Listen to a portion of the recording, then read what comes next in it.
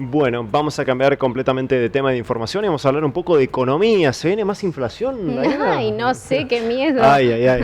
A preparar el bolsillo, ¿eh? Dentro de muy pocos días, el 12 de marzo más precisamente, si no me equivoco, se van a conocer los datos de inflación y ya se hizo un relevamiento de lo que, o de las expectativas que tiene el mercado sobre ese tema, así que lo invitamos a Alejandro Pegoraro para que nos cuente los detalles. Ale, bienvenido.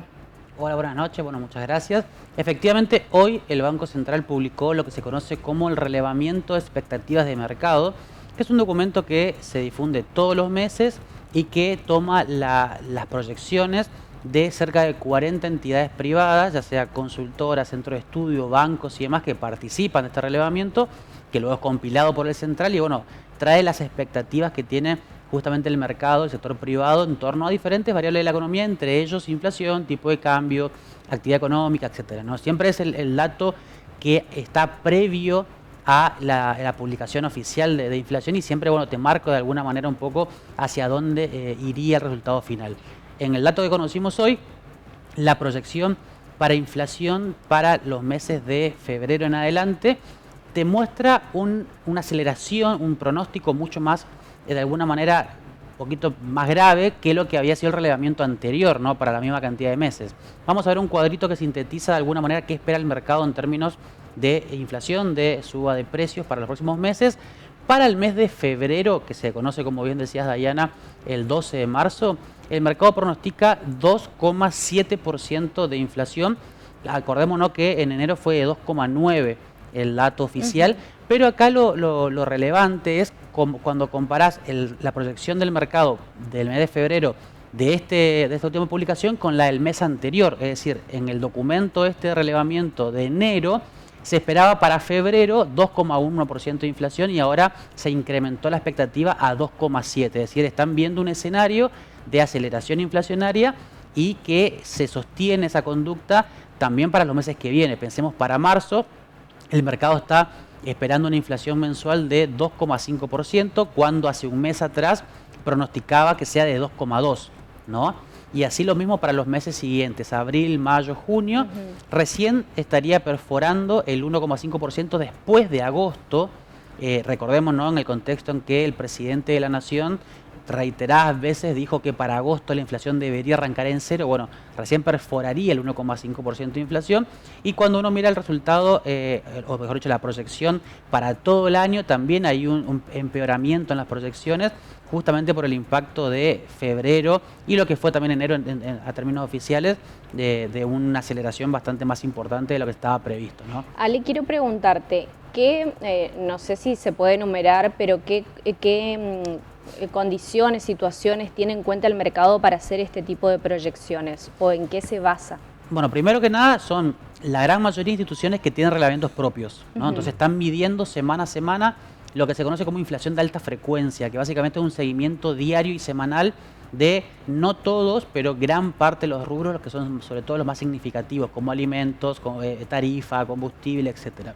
Ese es el principal insumo de estas consultoras, centros de estudio, bancos, y también anida en otros esquemas que tiene que ver con variación del tipo de cambio, es decir, si el dólar afectó o no afectó, y demás cuestiones más del frente macroeconómico, pero que tiene impacto en precios, ¿no? Eso es lo que toma. Son, insisto, 40 entidades de las más prestigiosas en el país, ya sea bancos privados, nacionales, internacionales, consultoras de primera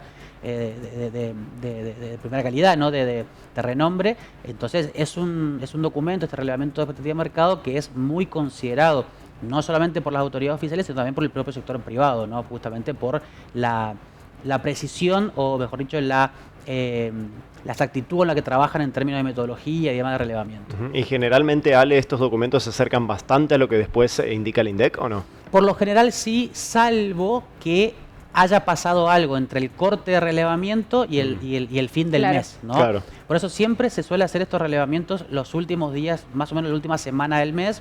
Pero, por ejemplo, pensemos esto solamente a modo, casi te diría, anecdótico. Para marzo se prevé 2,5% de inflación, ¿no? Que recién veamos en el cuadro. Pero el relevamiento con la proyección para marzo se realizó el 20 y pico de febrero, es decir, no había todavía estallado el conflicto en Medio Oriente. Entonces, claro, el problema con el petróleo que va a agravar, obviamente va a encarecer lo que tiene que ver con bueno, los combustibles sobre todo, bueno, eso va a tener un impacto inflacionario un poco más importante, entonces ese 2,5 quizás hoy ya quedó un poco viejo porque va a tener un impacto que no fue medido temporalmente por el corte del relevamiento. Y bueno, siempre puede ocurrir algún tipo de cosas, pero en general está bastante en línea, punto más, punto menos, pero en el último año y medio siempre estuvo bastante cerca, digamos, el resultado final de esta mediana de las 40 instituciones que participan con el dato que brinda el INDEC finalmente. Y no solamente se proyecta o se pone expectativas sobre inflación, sino que también sobre otras cuestiones económicas, ¿sale? Así es. Son? Bueno, otro de los puntos relevantes es el tipo de cambio, ¿no? Es decir, cuánto va a valer el dólar en los meses que vienen. Vamos a ver el siguiente cuadro que hicimos. Para el mes de marzo, es decir, cuando termine marzo, los participantes del REM estiman un dólar en 1.429, dólar oficial, ¿no? Ahora, en el relevamiento que se hizo en enero, para finales de marzo, esperaba un dólar a 1.512, es decir, se recortó la expectativa de crecimiento del tipo de cambio, o sea, estaría más barato, por llamarlo de alguna manera, el dólar para los siguientes meses de lo que se esperaba para finales de enero. Esto en línea con el comportamiento que tuvo el dólar oficial durante el mes de febrero, que terminó el mes con una caída en el precio cercano al 2%, y también los otros dólares financieros como el contado con liquidación o el MEP. Entonces se está viendo que hay menor presión devaluatoria con un retroceso relativamente leve, pero retroceso al fin del tipo de cambio, ¿no? Incluso si miramos a el mes de diciembre, para el 30 de diciembre, lo que se espera siempre con proyecciones, obviamente, es un dólar que esté en torno a los 1.700 pesos, un poquito más barato, un par de pesos menos que lo que se esperaba para en el relevamiento de finales de enero. Y la tercera cuestión que mide, entre muchas otras, ¿no?, pero que nosotros elegimos, tiene que ver con la actividad económica, ¿no?, con cómo varía el Producto Bruto Interno argentino, que es el tercer cuadro que preparamos con la producción, que acá toma el cuarto trimestre del 2025, porque aún no se conoció ese dato, se va a conocer dentro de una semana y media aproximadamente, y en el relevamiento de enero se esperaba un crecimiento del 1%, bueno, se redujo la expectativa de crecimiento a 0,8% trimestral para el cierre del año pasado, ¿no? ¿Y esas variables cuáles son las variables que influyen, digo? No, esto es actividad económica, es decir, toma consumo privado, consumo público, inversión, y obviamente los desempeños sectoriales, ¿no? Es decir, cómo se movió el agro, la industria, los servicios financieros, etcétera, ¿no? Toma básicamente la medición agregada de toda la economía nacional.